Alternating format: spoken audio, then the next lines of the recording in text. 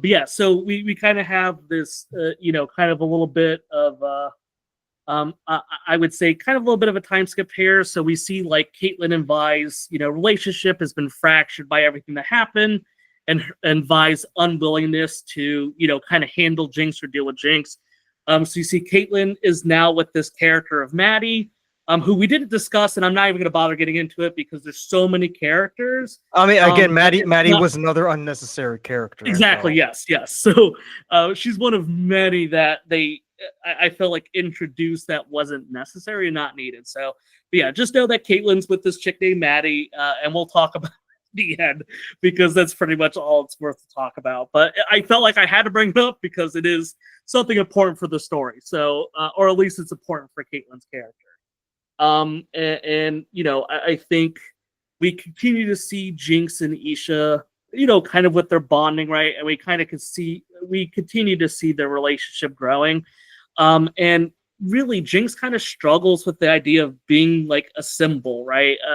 You brought that up earlier on, but it is kind of just really awkward to me that people look up to her as a symbol, right? Like I kind of get the idea behind it, but it feels like too many people are like with her when I feel like reception for her should be relatively mixed. So what do you think about her? Like, why do so many people like go for Jinx, right? She just seems like, we see how crazy she is. It just seems weird that she's looked at as such this big symbol. I mean, I think it's just due to the fact that she was the only one to, deal a major blow on Piltover and have it be significant. Because because if you look at all of the other, other protesters and other figures who've tried to, try to quote unquote improve Zaun, both as a state and as a society, that at the end it's either localized where it's just protest and it's very concentrated on Zaun itself. They don't do anything to try to bring this to the attention of Piltover, or they're in it for themselves, like we see with all the other shimmer dealers who go on a little turf war after Soko's death. I think with what Jinx, is that she's so popular because she represents the frustration of Zaun and represents what they want to do, but she's actually done it. It's materialized.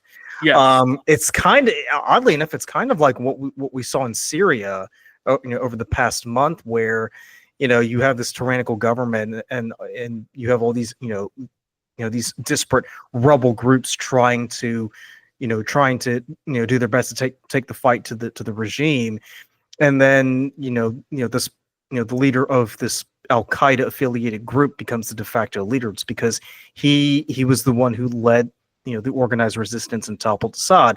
It's, in a weird way, you could sort of look at Jinx as that. She's the figure who unites everybody in Zaun together. And it's funny too, because there's a scene where all of different factions of Zaun are kind of brought together on this meeting. And it's the meeting where they eventually gets busted up and everybody gets arrested and thrown in jail. And that's where we see Isha gets thrown in jail. Mm-hmm. But but obviously the lady's telling her, "Hey, Jinx, it'd be great if you went because everybody's looking up to you." And Jinx just rejects it. She's like, "No, I that's not me. I don't want to be a part of that." But whether she likes it or not, I mean, just like with any popular political figure, whenever they enact something that's so momentous that gets the attention of the oppressors, you're going to find yourself at the center of attention. And I think that's why she's so appealing. Yes. Because think about season 1, Jinx is a nobody. Really, Yeah. She's not. I mean, if you asked anybody in Zaun who Jinx was, they would have said, yeah, she's. They either would have given you two answers. They either would have said, I don't know who she is, or they would have said she's one of Soko's underlings. Yeah. So it's remarkable to see her kind of rise to that near level of being the unifying force that everybody's looking for. Yes. And she absolutely is reluctant to play that role in a very big way. And I like how you talked about kind of like Isha, and they had like that kind of big gathering that got broken up because Isha like goes to jail, and then this really is where I think you start to see like some of that like Jinx has always struggled to care for a lot of people, right? Obviously, we have this, huge relationship she has with Vi that is very conflicting over the years.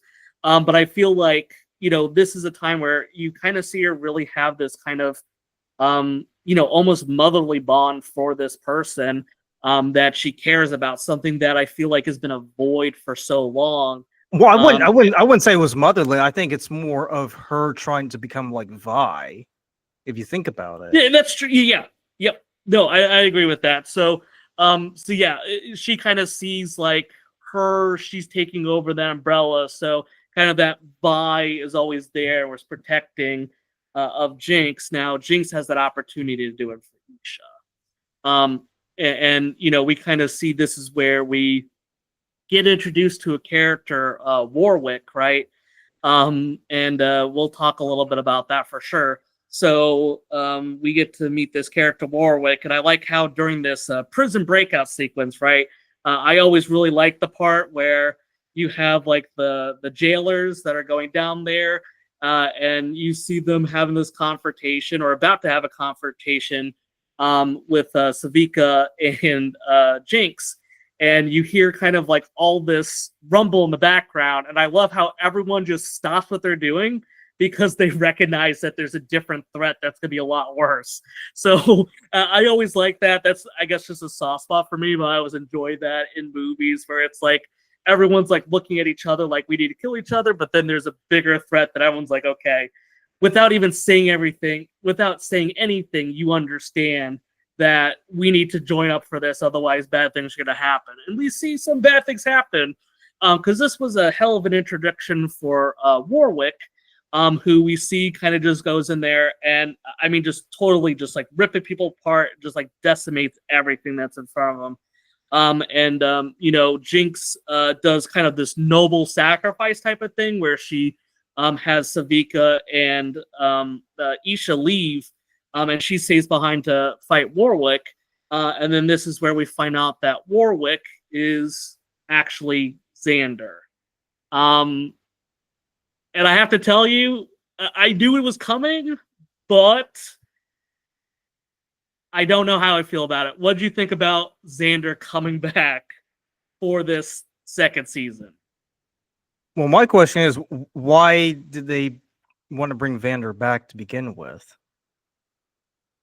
That's what I don't get. Because I mean, I'll be honest with you, I could go either way on that storyline. I mean, it was one of those storylines that I felt was, it was nice, but it wasn't necessary, really. Mm-hmm. I also don't understand why Singh decided, in the course of trying to save his daughter, he had to go and basically, combine human and wolf body parts to create this, I guess, man, bear, pig kind of creature.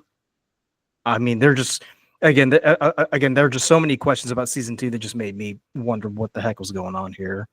Yeah, and it was totally weird, and seeing not something that we've talked a lot about, just because once again, the show is just flooded with characters. So he kind of has his own, like, I described him as Mr. Freeze, right?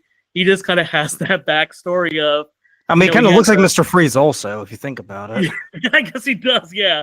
Except he's, doesn't have cool ice pump like Arnold did.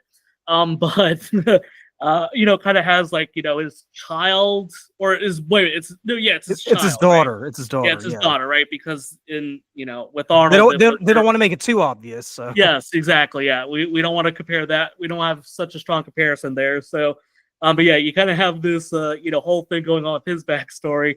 It felt unneeded and unnecessary. Now I would have been very interested to see how they did it, but I think the way that the whole story ended made me dislike the introduction of the character. I think there was a lot of other things that they could have done better, but knowing how it all ended, it felt cheap. But yeah, we'll definitely touch that at the end, because obviously we will see a lot of Vander / Warwick, and we'll probably use the names interchangeably. So just know that they're the same person, and we can kind of talk about that.